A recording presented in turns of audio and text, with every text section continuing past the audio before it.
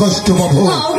আরে বাবা মা মারা গেলে ছেলে মেয়ে পিতৃহারা মাতৃহারা হয়, আর বউ মরে গেলে না সবই বউ হারা হয়। হবে হবে দুটোর মধ্যে যে কোনো একটা হবে, হয় বৌদি কিংবা বউ। রাগ করছো কেন, রাগ করছো কেন, কেমন রেগে যাচ্ছে? আরে বাবা ছোট ভাই হিসেবে তো আমার হাতে রাখিটা পরিয়ে দিতে পারবে। ভাই ফোটার দিনে আমার কপালে ফোঁটা দিয়ে তো বলতে পারবে ভাইয়ের কপালে দিলাম ফোঁটা, চমটুয়ারে পড়লো কাটা। কেউ কখনো কাছে টানে না, পরের বিপদে কেউ কখনো চোখের জল ফেলে না। আর তুমি এলে আমার আপনজন, আপনজনকে কেউ কখনো কেউ উঁচু পাহাড়ের উপর থেকে ছুঁড়ে ফেলে দেয় না।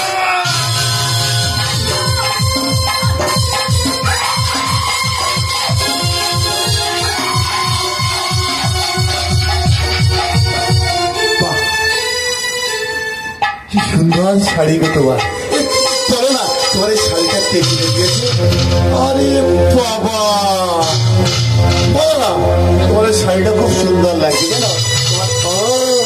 তোমার পরিষ্কার না বুঝিয়া বলো না তোমার শাড়িটা কে কিনে দিয়েছে?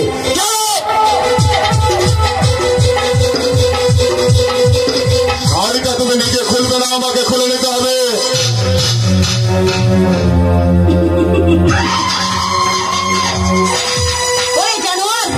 নারীর শাড়ি খোলার হিম্মত চাই, হিম্মত। দ্রৌপদীর শাড়ি দুঃশাসন খুলতে পারেনি, হাঁপিয়ে গিয়েছিল। শেষে সেই শাড়ির আঁচলে মুখ লুকাতে হয়েছিল তোদের মতো পুরুষদের। আমি তোকে এমন মারবো গালে, 5 আঙুলের তাক মুছবে না চিরকালে। তোর মুখোশটা আজ আমার কাছে জলের মতো পরিষ্কার হয়ে গেছে। তুই একটা দেবতা রূপী শয়তান, তুই একটা জল্লাদ, তুই একটা খুনি ধর্ষক। একদম ঠিক কথাই বলেছ। আজ পর্যন্ত এই নিকুঞ্জপুরের শান্তিপুরে যত ঘটনা ঘটেছে আমি ঘটিয়েছি, আমি। আর আজ এই উঁচু পাহাড়ের উপরে ইজ্জত, ইজ্জত, সেই ইজ্জত খুঁজবে কেউ এগিয়ে আসবে না। না রে জানোয়ার না, এই দেবী তুই কিচ্ছু করতে পারবি না। তার আগে তোর এই মুখোশটা আমি সবার সামনে টেনে হিঁচড়ে দেবো, তোর এই স্বপ্নের রাজপ্রাসাদ আমি ভেঙে টুকরো টুকরো করে দেবো। এই সমাজে সবাইকে আমি চিৎকার করে ডেকে ডেকে বলবো, শোনো শোনো তোমরা গ্রামবাসীরা, তোমরা এতদিন ভালো দেবতা ভেবে যাতে পূজার আসলে বসিয়েছিলে, সে কিন্তু ভালো নয়, সে হচ্ছে অন্ধকারের দেবতা। পাহাড়ের উপরে না রে দেবতা না, তুই আমার কিচ্ছু করতে পারবি না। তোর আমি এমন অবস্থা করবো না, স্বাচ্ছন্দ্যতে বিছানা ছেড়ে উঠতে পারবি না। সুন্দরী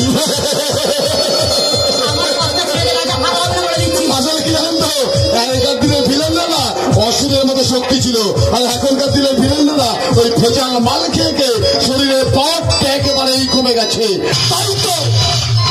তাই তো গুরু তোমার হয়ে পাওয়ার একটু বাড়াতে রাজা শুনে ধরলো এর আরে রাজা, ওর গায়ে খুব ক্ষমতা তাই না রে? ভীষণ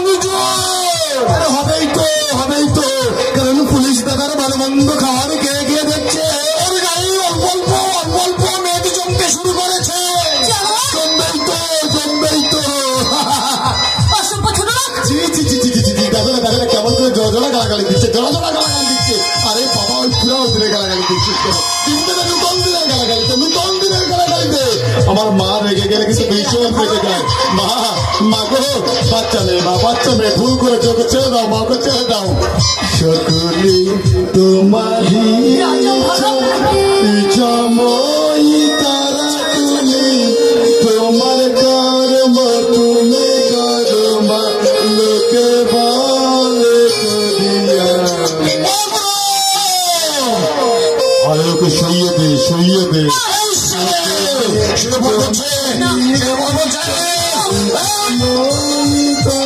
তুমি, তোমার কর্ম তুমি কর্মা, সকলে তোমারই সময়িতা। এই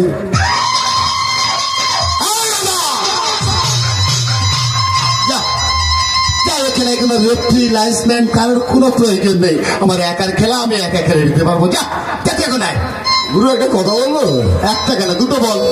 বলছি কি, এই খেলায় তুমি খুব পারদর্শী হয়ে যায়। সেটা বুঝলি? হ্যাঁ, অনেকদিন থেকে তোমার সঙ্গে আছি, আমাকে একটু শিখিয়ে দেবে? ওরে বাচ্চা ছেলে, তুই এখন এই খেলা শেখার বয়স তোর এখনো হয়নি, তুই এখন যা। ঠিক আছে, তুমি বলছো যখন যাচ্ছি, দূরে বসে বসে দেখবো না তুমি কেমন করে এই উঁচু পাহাড়ের উপরে ফাঁকা মাঠ পেয়ে ওয়ান শুটেই করে ফেলো।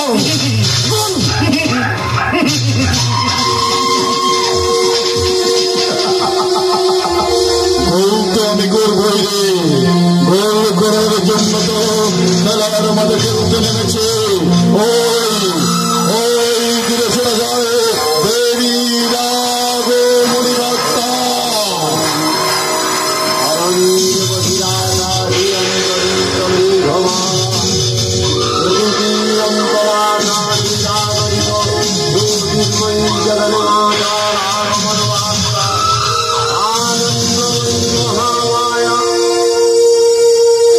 উঁচু পাহাড়ের উপরে হবে আজ দেবী বিসর্জনের বাজনা।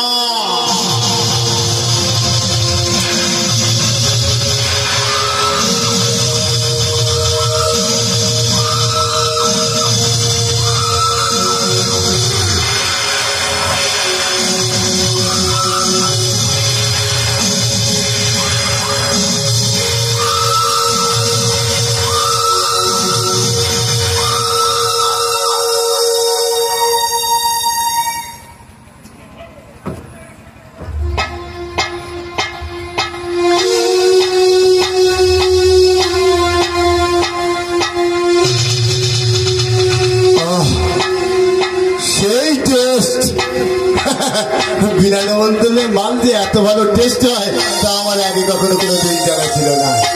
মাগো, সবই তোমার ইচ্ছা, তুমি যেমন চালাও আমি ঠিক তেমনি চলি, তুমি যেমন দেখেছো আমি ঠিক তেমনি আসি, তুমি যেমন চালাবে আমি ঠিক তেমনি চলবো। সকলে তোমারই চমই তারা তুমি, তোমার কর্ম না থাক। অসময় আর গান ভালো লাগে না, যাই।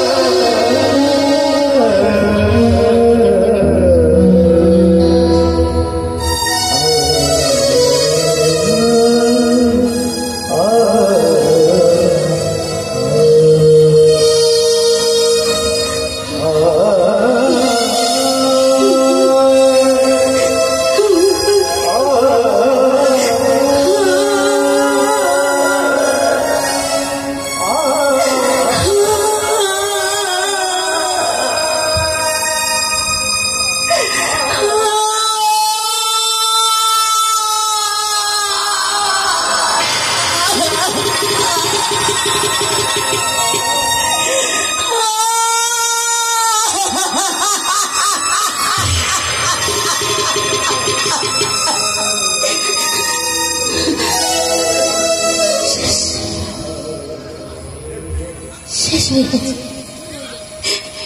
এই দেবীর জীবনে দেখা স্বপ্নগুলো একটা দমকা ঝড়ে ভেঙে তছনছ হয়ে গেছে।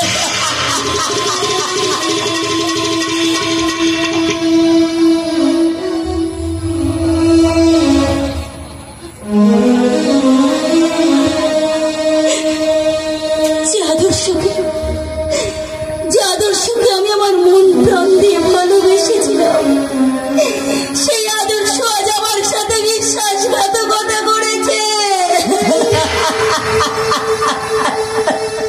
আর যে দেবতাকে নিয়ে আমি আমার দাদার সামনে দাঁড়িয়ে চিৎকার করে বলেছিলাম, দাদা দাদা দেবতা ভালো ছেলে, সেই দেবতা ডাক্তারের